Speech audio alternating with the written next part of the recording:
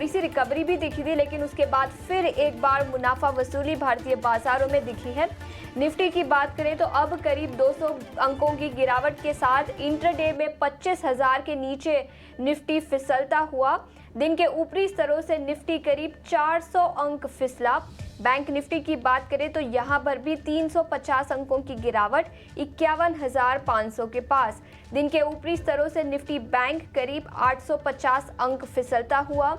Realty, auto, FMCG के indices की बात करें तो यहां पर सबसे ज्यादा गिरावट आज दिखी है। निफ्टी 200 अंक टूटा, इंट्राडे में 25,000 के नीचे। तो ऑल इन ऑल इंडिसेस पर देखें तो भारी गिरावट दिखी है।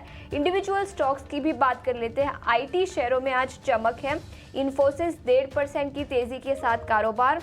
टेक महिंद्रा, विप्रो, ओएनजीसी ये कुछ और गेनर्स है इंडेक्स लेवल पर। लूजिंग साइड की बात करें तो बैंक की बजाज फाइनेंस में 3.5% की गिरावट है। कच्चे तेल की बात कर लेते हैं। यहाँ पर भी इस हफ्ते क्रूड में करीब 8% से ज़्यादा का उछाल दिखा है। याद रखिए जियोपॉलिटिकल टेंशन्स है।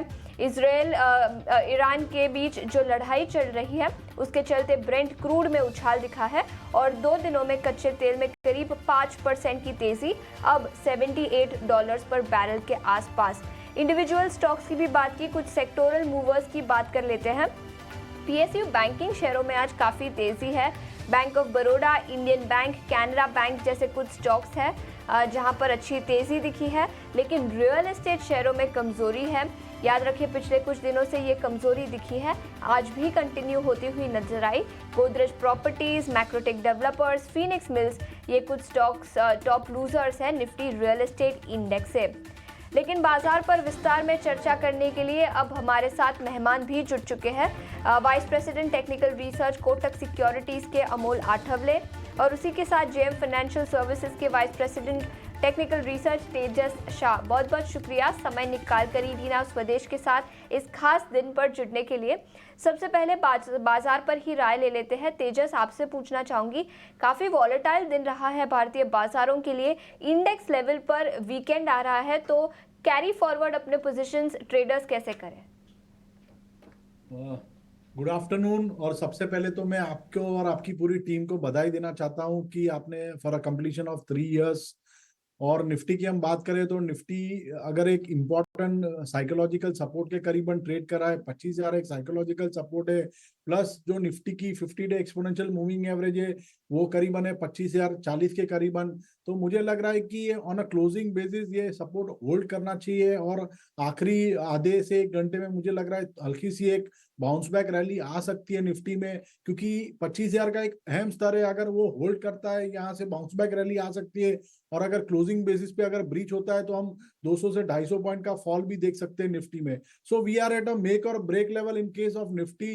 25,000 to 25,050 is a very strong support zone. जब तक होल्ड करता है एक पुल बैक रैली आ सकती है। ओके, चलिए हमारे साथ राजेश पालविया भी हैं एक्सिस सिक्योरिटीज से, वो थोड़ी देर में जुड़ेंगे। अमोल आठवले हैं कोटक सिक्योरिटीज। अब एक एक करके जहां पर गिरावट ज़्यादा दिख रही है एक एक करके ऐसे शेयरों पर राय ले लेते हैं।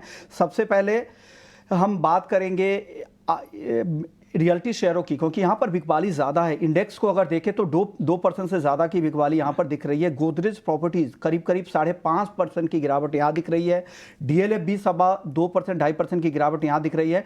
अमोल जी बताइए, क्या लग रहा है आपको, रियल्टी स्टॉक्स में और गिरावट बची है या इस गिरावट का फ़ायदा उठाना चाहिए? खरीदारी के कुछ मौके दिख रहे हैं क्या आपको?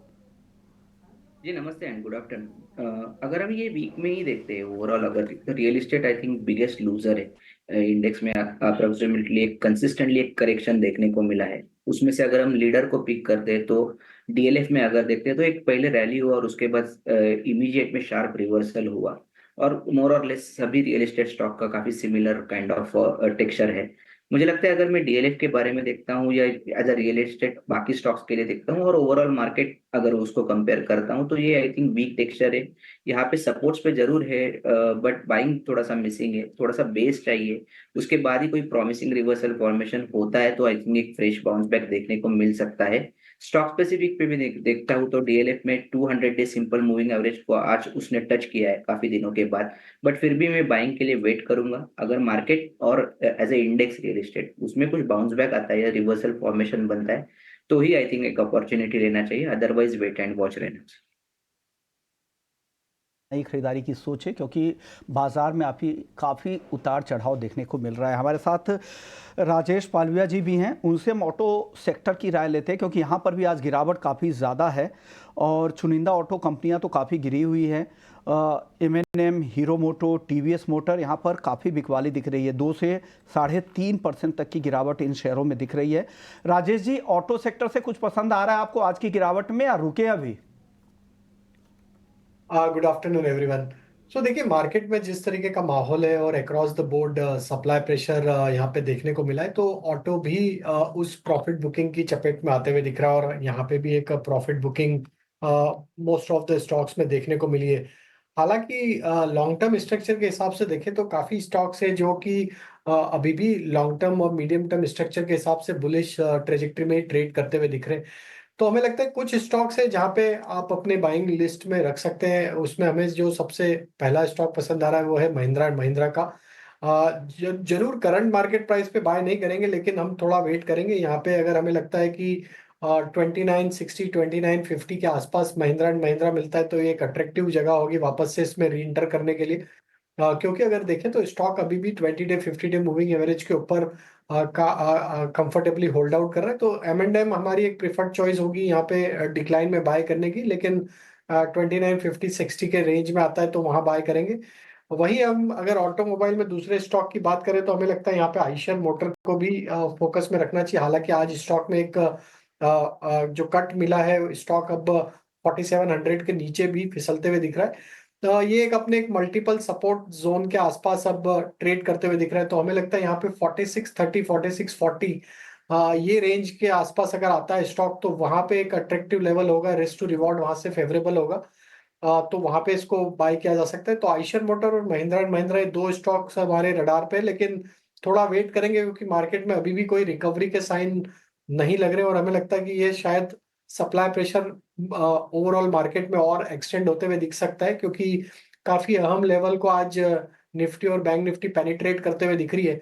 तो हमें लगता है कि ये सप्लाई प्रेशर फर्दर और एक्सटेंड होते हुए दिख सकता है, तो थोड़ा वेट करके ही बाय करेंगे। बिल्कुल, तो वेट करने की सलाह, और जो गिरावट दिखी है ये कंटिन्यू होती हुई नजर आ सकती है, तो अभी थोड़े कॉशियस रहने की सलाह हमारे मेहमानों से। तेजस, सबसे पहले आप बताएं ट्रेडिंग आइडियाज क्या रहेंगे?